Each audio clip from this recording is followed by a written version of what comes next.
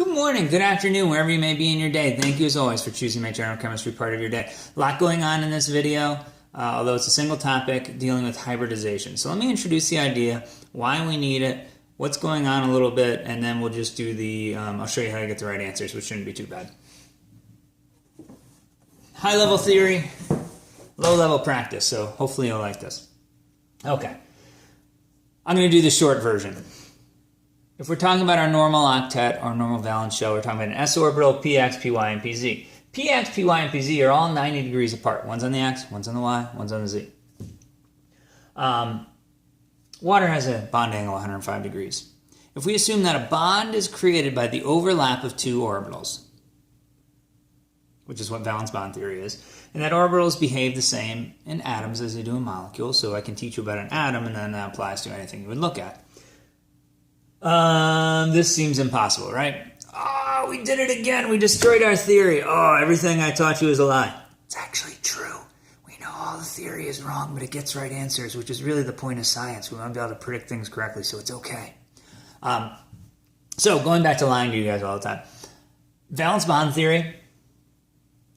Well, you know, when you got to tweak a theory all the time, usually means it might not be right. That being said, the alternative is way, way more complicated. So we're going to stick with this simple theory as long as humanly possible, and we will be able to do it all the way through 101 and 102. But we're going to have to tweak it again. We're going to have to add another layer of complexity to make it work. Because that doesn't work. And when our experiment doesn't match our theory, we can throw it out. There's no quitting in chemistry. There's crying, but no quitting in chemistry. Or we can add on, change it, modify it. So we're going to do that with something called hybridization. Hybridization is mixing of orbitals together. So let's take the simplest example, because that's really the only one I can explain at a 101 level on a simple video in my kitchen. We're going to take an s orbital, and remember an orbital is really a wave function, and a p orbital, and we're going to add them together. Now, when we add them together, the S is uniform, and remember that really the shading has to do with the amplitude up or amplitude down. Remember, an electron is both a wave and a particle. See, I told you we're going to get into a little bit of theory here.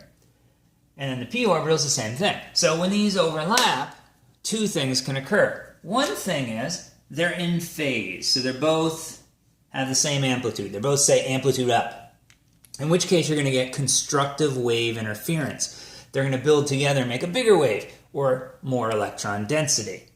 Or, on the other side, we can have one out of phase, one amplitude's down, one amplitude's up, and we add those together, they're going to cancel out this called destructive interference. So the net result is this side's going to get wiped out, and this side's going to get built up, and we'll get a picture that looks like this. Now, of course, if the left side could be in phase, so could the right side. There's two possibilities, and remember the first law of thermodynamics, we cannot create or destroy matter or energy, so if we start with two orbitals, we better end with two orbitals. So if we take an S and a P, we better make two new things. So one of them here is the left built up. Down here we're going to do the exact same exercise, but flip the sign on one of them, change the amplitude of the wave, and we'll get the opposite picture. What's neat about this, so we mix an S and a P together, and the creative people we are in chemistry, we call it an sp hybrid orbital. If we mix two, we get two. So I mix an S and a P, I get two SPs. And the nice thing is, they all look the same. They all look like these balloons with a little end tied. And they match our sticks. All the sticks for Vesper, those sticks are really hybrid orbitals. So if we have two sticks, in this case, you know they're 180 degrees apart. And you can see how this works from the p orbital, right? We got one going to the left, one going to the right. And you end up with this nice picture. I did one in purple, one in pink here. But putting them on the same thing, that's really what's going on with the sticks. And the math gets complicated for how do I get a 109 degree angle in a tetrahedron, and how do I get a trigonal bipyramidal, and how do I get an octahedron. So we're skipping all that. I'm going to do a hand wave, and you're just going to have to trust me on this one. Or dig it up on your own for where that comes from. So we make the mathemagics work. And you ask, that seemed, there was a lot going on in the last board. I'm not sure I understood any of it. What do I actually need to know? Good thinking. I like the pragmatic mind on you. Okay, so what do I really need to know? They all look like this. Every stick that we talked about earlier is a hybrid orbital. And the number of sticks tells me the hybridization, or the number of loops in my Lewis dot structure. So if I have 2 loops, I grab 2 orbitals. Here are your orbitals from lowest energy to highest energy within a shell. So if I need 2, I grab the first 2. That's an S and a P, we call it SP. Very creative. If I have 3 loops, I have to grab 3 orbitals. That's an S and 2 P's, which we call SP2. If I have 4 loops, I have to grab 4 orbitals. That's an S and 3 P's, I call it SP3. If I have 5 loops, I have to grab 5 orbitals. That's an S, 3 P's, and a D, we call it SP3D. Last but not least, 6 sticks. We grab 6 orbitals, that's an S, 3 P's, and 2 D's, we call it SP3D2, and that's really what these stick figures represent. And they all look the same. They all just look like loops. You know, when I had to draw the loops, you were really drawing hybrid orbitals. You didn't even know it. See? You guys can do this. If you can draw loops and count, you can do your hybridization. Just remember, this is our order on our shell, and just grab however many you need, and you end up with that list. Okay. So alright, so let me talk about one more piece of information, and again, now we're going to step back, hit a little bit of theory, then come back. Remember what a bond is. A bond has the greatest repulsive force is the 2 nuclei repelling each other. That's your greatest concentration of charge. So without an electron directly between them, there is no bond. So every first bond is always in the exact same location. It's got to be directly between those nuclei. We call that the single sigma bond. Always have to have that. That's a must, and it has to be here. Now, those electrons have a negative charge. So if I want to put a double bond in, can I put it in the same place? Can I just dump all the negatives in the same place? No, they repel. So we still want to get in between the nuclei, but we can't put them right here because the space is already occupied. So we can kind of go above, below, in front, behind, kind of like a bridge action, a little pincher action, crab claws, however you want to think about it. We call this a pi bond. It's not as strong. This is kind of wrap around. And getting back to this idea of hybridization, your sigma bonds, your initial bonds, the ones that determine the geometry, remember we treat a double bond the same as a single bond? That's your sigma structure. These are all your hybrid orbitals. The above and belows are going to be what I like to call pure orbitals, but they're going to be non-mixed, non-hybrid. They're going to be whatever's left over. So how do we look at a real molecule and use this information? Let's take something straightforward like carbon dioxide. It's got single and double bonds. It's a relatively small molecule. So first thing we want to do is just determine the hybridization of each atom. So again, loops and sticks.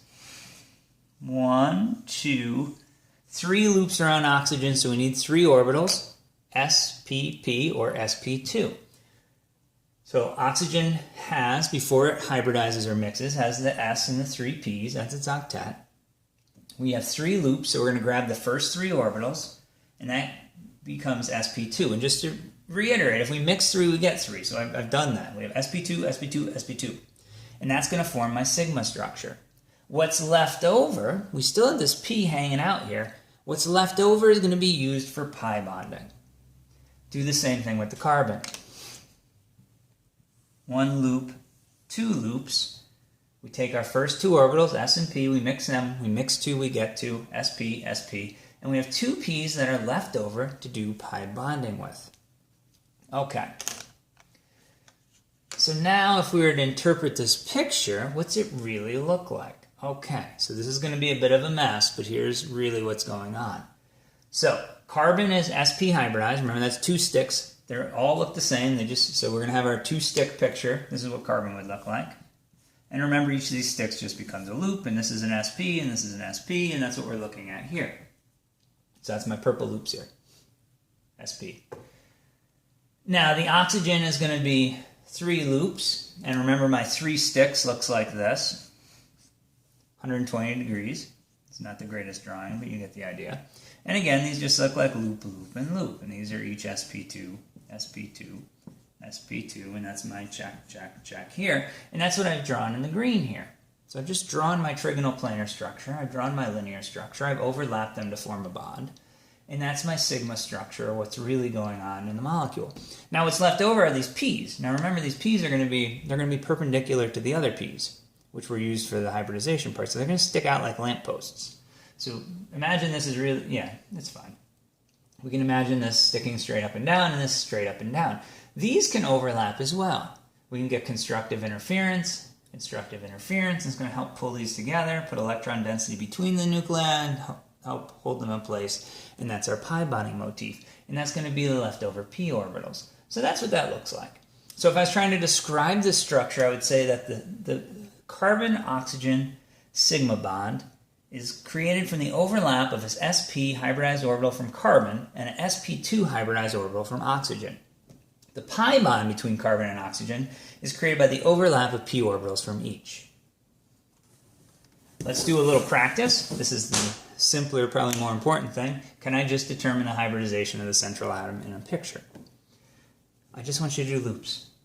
1, 2. I need to mix 2 orbitals. That's sp. So again, this is pretty, I hope this actually seems easy, this part. Just do loops, 1, 2, 3, 4, sp3. And if you want to imagine there's a 1 up here and you want to make sure this adds up to your loops, that's fine. But again, we all want to look like chemists because we look awesome. So you want to, rewrite it like this. But if you want to check your math, make sure your loops add up, by all means.